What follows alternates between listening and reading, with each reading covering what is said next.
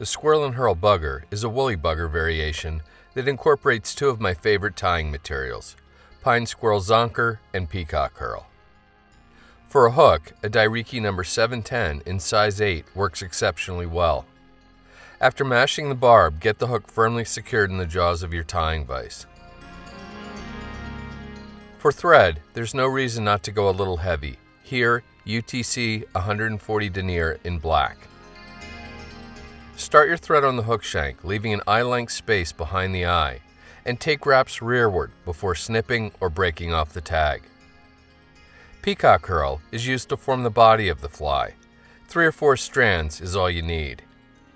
Prep the hurl by snipping an inch or so of the brittle tips off square.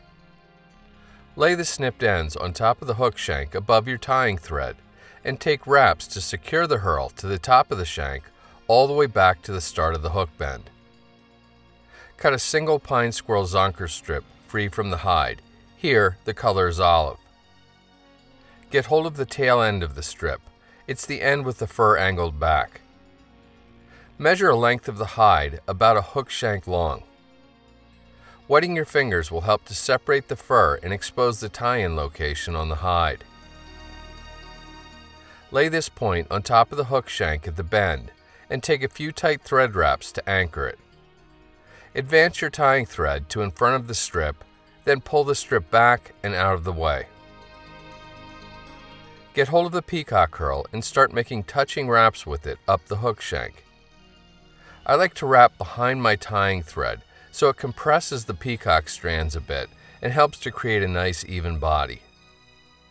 When you reach the initial tie-in point, secure the hurl with several tight turns of tying thread. You can then reach in with your scissors and snip the excess off close. For hackle, I'm going to use a feather from a Whiting Farms bugger pack. The color is grizzly dyed olive. I like the longest fibers on the feather to be about the length of the hook shank, so I'll pull down the lower, longer fibers on the stem, strip a few off, and snip the feather, leaving about 1/8 of an inch of bare stem. With the shiny or front side of the feather facing you, lay the bare stem against the near side of the hook shank behind the eye and take several firm thread wraps to secure it. Bend the feather forward to get it out of the way and then make open spiral wraps with your tying thread over top of the peacock all the way back to the start of the hook bend. Get hold of the tip of the hackle feather with hackle pliers and complete a full wrap and a half with the feather, then begin angling the wraps slightly rearward. You kind of have to do a little estimating here so you don't run out of hackle before you get to the back end of the body. When you get there, pick up your tying thread and take a wrap to secure the hackle tip. Then, start making wraps through the hackle, forward, all the way up to behind the hook eye. Next, carefully reach in with your tying scissors and snip the excess hackle tip off close.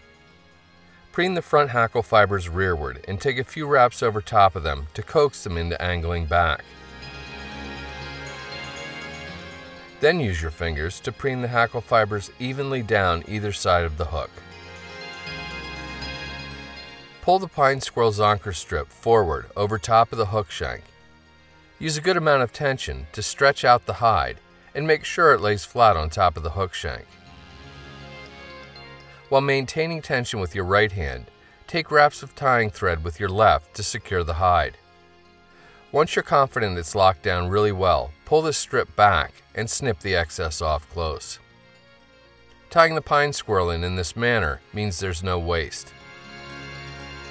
Often, the hardest part of this pattern is getting that exposed bit of hide covered up with tying thread so as to produce a nice, neat head on the fly. To ensure nothing comes unraveled or pulls out, I like to do 2 5 or 6 turn whip finishes before snipping or cutting my tying thread free. I'll also add an ample drop of head cement to increase durability and add to the look of the fly. When I get rolling, I can actually tie squirrel and hurls faster than I can standard woolly buggers. And it never hurts to have something just a little different to offer picky fish.